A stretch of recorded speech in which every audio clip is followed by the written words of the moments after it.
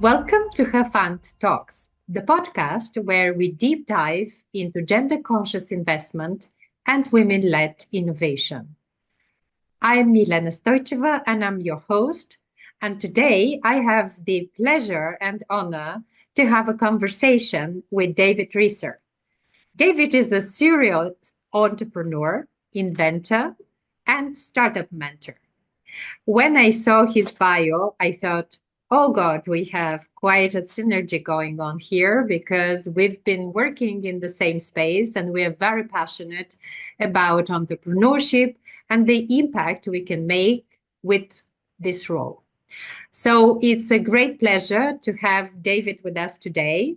He is also the founder and CEO of OP8, a data science company making the treatment of substance use disorder safer and more effective.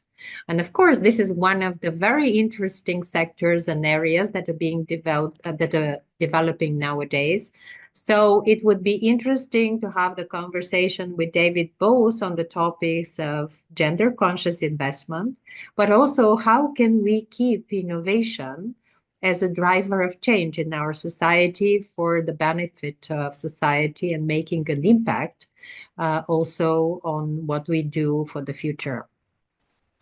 So, David, let me start with a question that we usually ask the investors nowadays. Where do you see is the future of investment landscape for women-led startups or women-led enterprises? What role can projects and programs like Her Fund have in order to advance this agenda? Because we've been talking for some time about this, but where is the sweet spot where we can interject or intervene so that we make a difference? Absolutely. Well, first of all, it's a sincere honor to be on the podcast, and I'm excited about this conversation. You brought up some amazing topics that are going to lead to some tremendous insights as we go back and forth. And these are just fun topics and important ones to be discussing. And thank you for your question. I live in the United States, so I live in North Carolina, the East Coast in the U.S. I'm participating in a number of different programs that are helping empower female and male researchers to become innovators and entrepreneurs.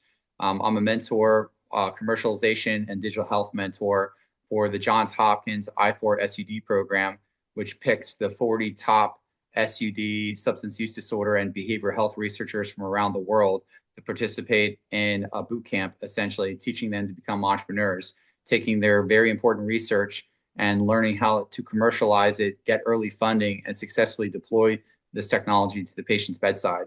So I've had not only my own ride through entrepreneurship and learning how to commercialize in the life science industry, but see the ups and downs of investment, the challenges that are particularly cumbersome and difficult for female-led companies or female innovators that are either first-time entrepreneurs or first-time raising money. There's significant challenges there. And I believe that the work that's being done at Her Fund is already very significant.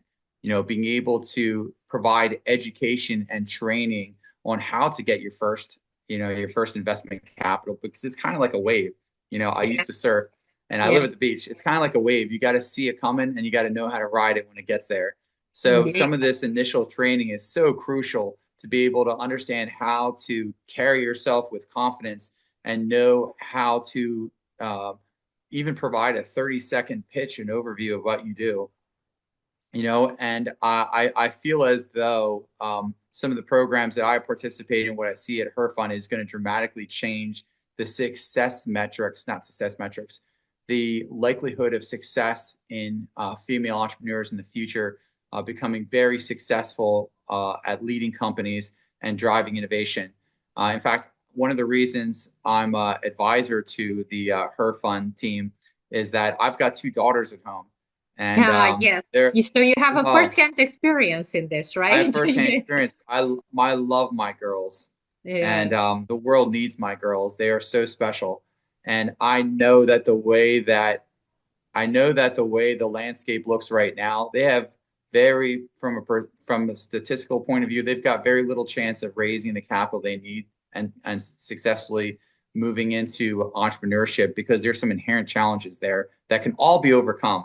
Yes. Some of it is education for the venture capitalists too. Yes, exactly. I think you're touching some very good points that we've identified, but it's very nice that you're first outlining them, and second that we can think together on how to find good ways to address them. And let me just say on behalf of all of the people involved that we are very happy to have you on our advisory board and looking forward to that we expand that mission to other people, that you inspire them, inspire others who are thinking like you to join this movement, because I think it's also a type of movement that we are developing here in bringing in like-minded people together.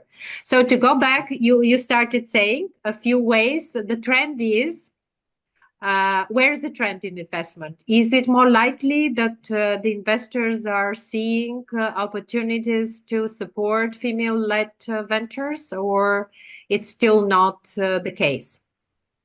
No, what I see happening, at least in the United States, because I live in the US, I have a very good perspective of what's going on here.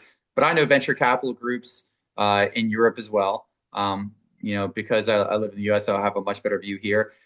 I would say that it is still very difficult as a female-led company to raise the type of funding that is needed, particularly in life sciences. Very difficult. If you look at the statistics, it's something like 2% of Yes. the venture capital raised for women-led businesses. That's not okay, and there are some reasons for it. I do know there are venture capital groups here that specifically get excited about investing in female-led businesses because this is tough for some guys to hear, but honestly, I really do believe that women do a better job of being CEOs than men in a lot of regards. I've got reason for believing this, like subjective reasons, just observation. But I've got some pretty Yes. objective ones too that I can share with you. Yes. But there's a group called Good Growth Capital here in Mhm. the South that particularly likes to invest in female researchers.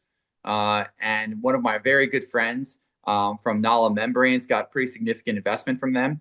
And yeah, it's just a complete, absolute wonderful example, Sue Meacham, of a successful researcher turned entrepreneur, multi-generational researchers. Her mom was a researcher, her son's a researcher. It's just kind of all through the line. And she's very successfully raised venture capital. And now they're providing clean drinking water around the world. It's really amazing what they've done.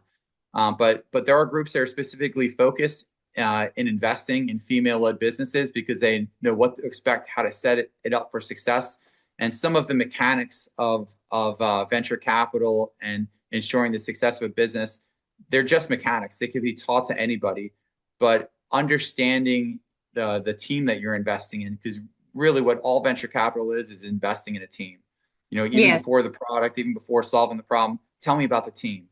And what's really special about female-led businesses is the truth of the matter is they make less boasts, less claims about where the company's going to go as opposed to where it is.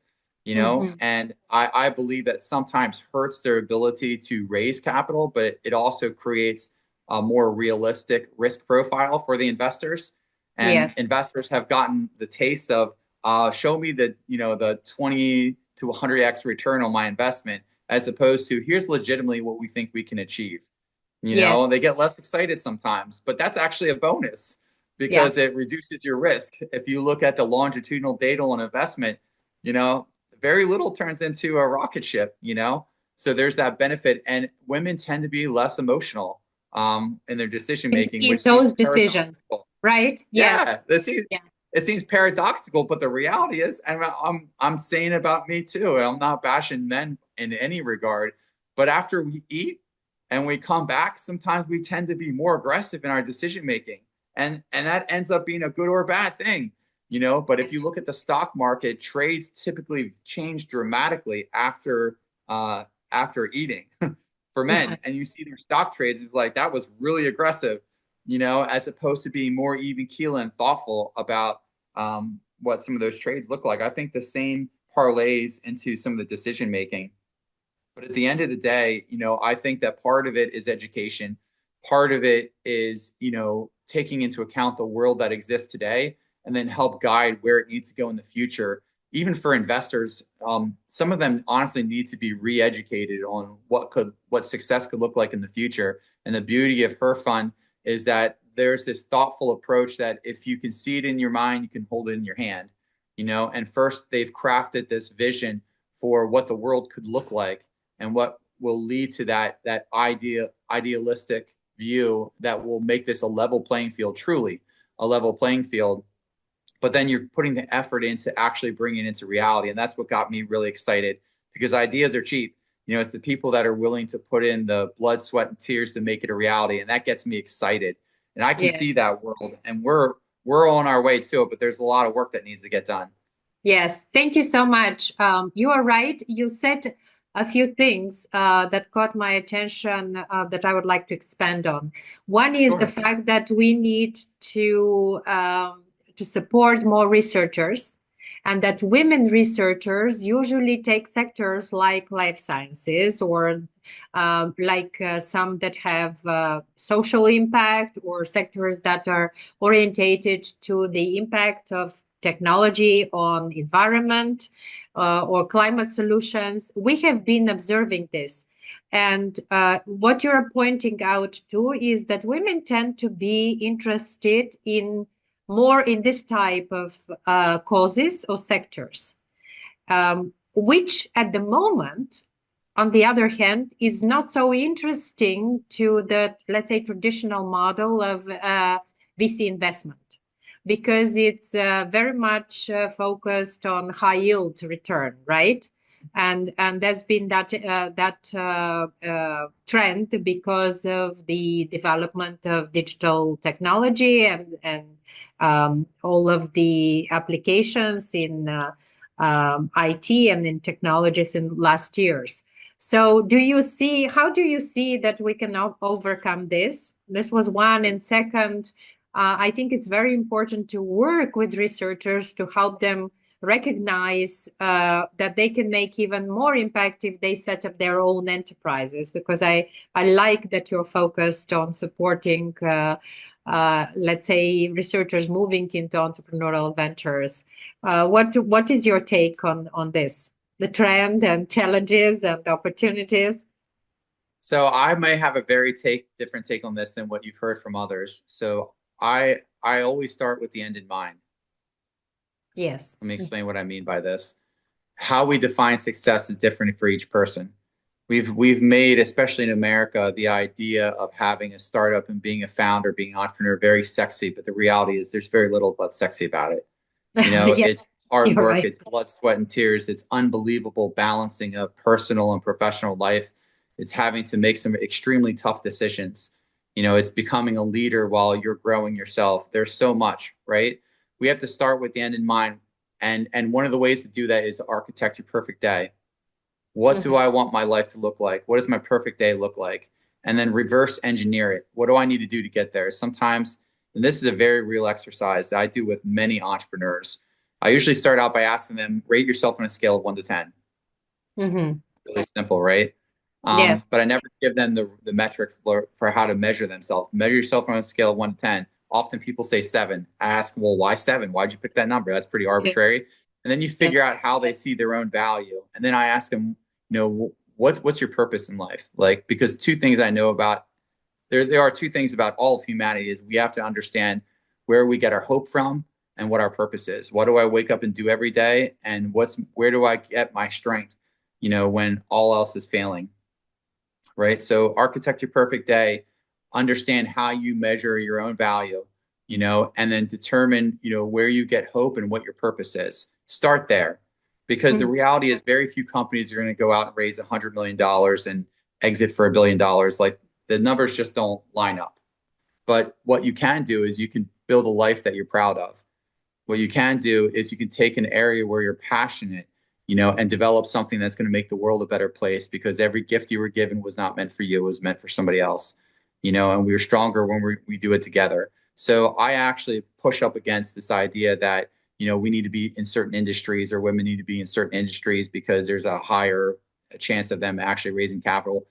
It's not what it's all cracked up to be, right? It's more important that you learn how to fish and you work in an area that you're passionate about, where you can drive real impact, where you're joyful in the process Yeah. of doing it. And sometimes the success is just seeing the thing that you birthed in your mind become a reality. And Mm-hmm. it's not about the revenue, but maybe it is. But maybe you just really want a nice lifestyle business, where you can take care of your family and maybe a couple other families, but build a business and run a business you're really joyful about, really excited about, and at the right time, sell to somebody and then create generational wealth for your family. It doesn't have to be an IPO. So I say start with the end in mind. If as long as you're passionate about the industry and you're solving a real problem, the money and the opportunities will find their way to you. You'll float into an orbit, where you're solving problems and opportunity meets, the chance to deploy, your passion, your technology, or whatever that may be. But don't let the landscape guide where you're going to go. This is a point where you have to know yourself, know thyself, Yeah. and Yeah. starting with the end in mind. So I do that at Opiate. We're building a company we're so excited about. Our true north is so clear, and every day we're able to wake up and be excited about what we're doing and make a positive impact. Mm-hmm. And That would be my it's also vision. being entrepreneurial is not necessarily it's much more aligned with having your purpose in life, and a way to realize your purpose in an impactful way than just building an enterprise. And I'm deliberately saying than just building an enterprise, because somehow it becomes really the end goal when it's not. As you were saying, the end result is that you are comfortable with what you're doing and you're actually inspired by what you're doing. And being an entrepreneur provides you a format, a methodology through which you can achieve that, right?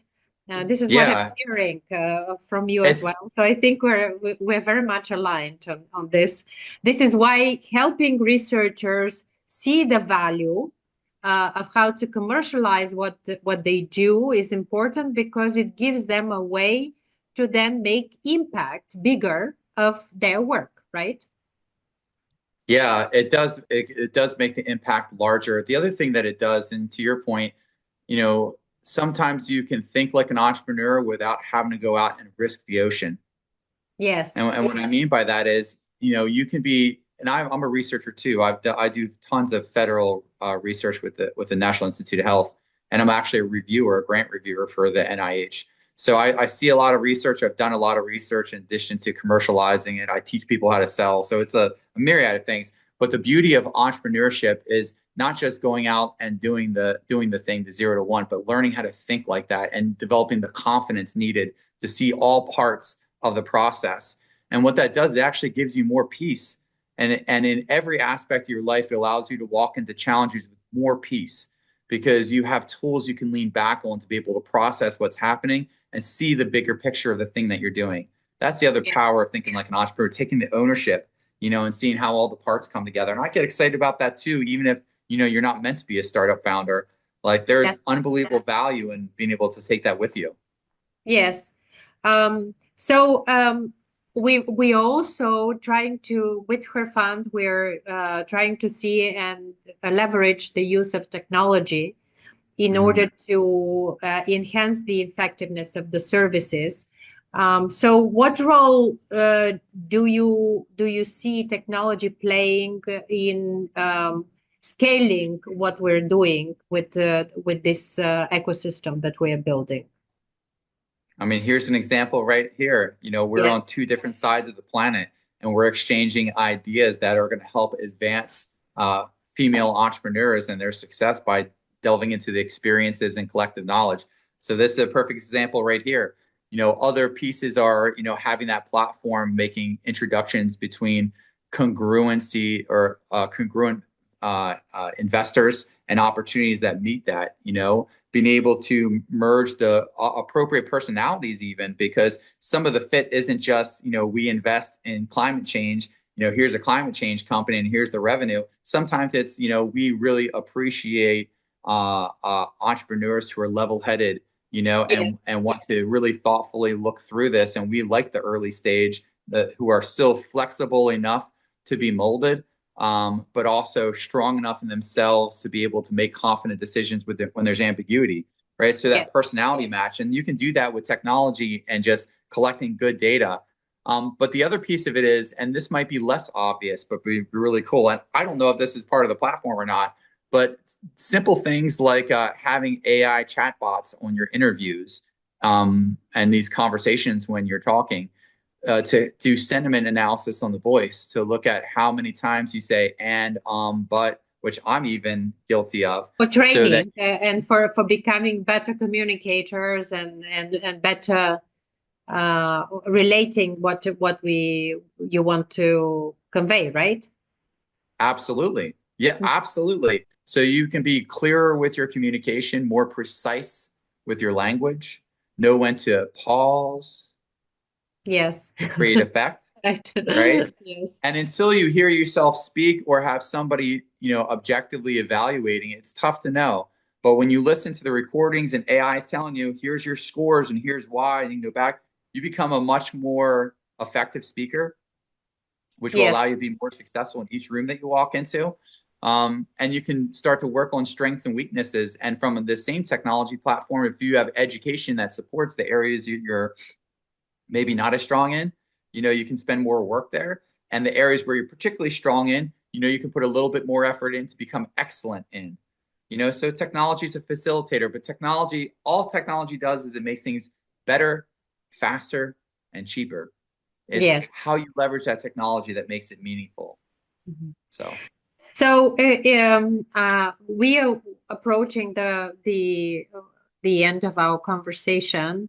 What is a key message you would like to convey to our stakeholders and to participants in her fund, but also in similar projects, so that we really encourage and change the current status quo, which we all understand is not very good in terms of balance and gender conscious investment in female-led ventures. yeah. So what I would say is we should speak of things as if they were, because part of changing the mindset is making the vision so crystal clear that you speak as if it was. That's again starting with the end in mind. So, we're excited that we're creating, not trying, that we are creating a future where gender conscious and thoughtful investment is dispersed more evenly, so that we can see these inherent attributes and gifts and opportunities that can be created by this largely untapped, amazing potential power for changing the world, and that together and collectively, we are going to unlock, a tidal wave of innovation and change in the world that's going to positively impact all of us, Yeah. and we each have a role in this, and as a stakeholder in this, I've got personal gain here in seeing my girls walk into a future where they can be successfully manage and walk into, my footsteps and be really successful in doing so. And I want that to be more of a level playing field for others. And it's going to be partly learning on both sides. But ultimately, what I'd say is that start with the end in mind. We need to see this beautiful thing that we're building together and talk about it as if it already was. And then have the courage to do the next right thing. Yeah. Because it's really hard to look at this laundry list of things that need to change, right? But the only thing we truly can change is ourselves. And then we can look at this beautiful castle on the hill that we're navigating to, and say, okay, what's the next right thing that we need to do together? But we're going to get there. That's what I'd say. Let's cast that collective vision. Be thoughtful about the milestones to get there. Celebrate them along the way, but just be cognizant of that we can't solve or adapt to 100 changes, but we can always do the next right thing, and we'll arrive where we want to go. Might take some time, but that's okay. It's worthwhile. I love your enthusiasm and also the way you are really connecting with the audience and you're open. So thank you so much for being with us. I know that will not be the only conversation. It is the first conversation, but we will continue and looking forward to also having you in other series or events that we're doing. I think we need to spread this spirit of people collaborating and working together across and being across the ocean, and also being role models for others to support this way of thinking and this type of approach also to what we can do in life. So thank you again for Oh, being with us, David, and we will continue the conversation. thank you. What a Thank you. pleasure. Yeah. Thank you all for being with Her Fun podcast.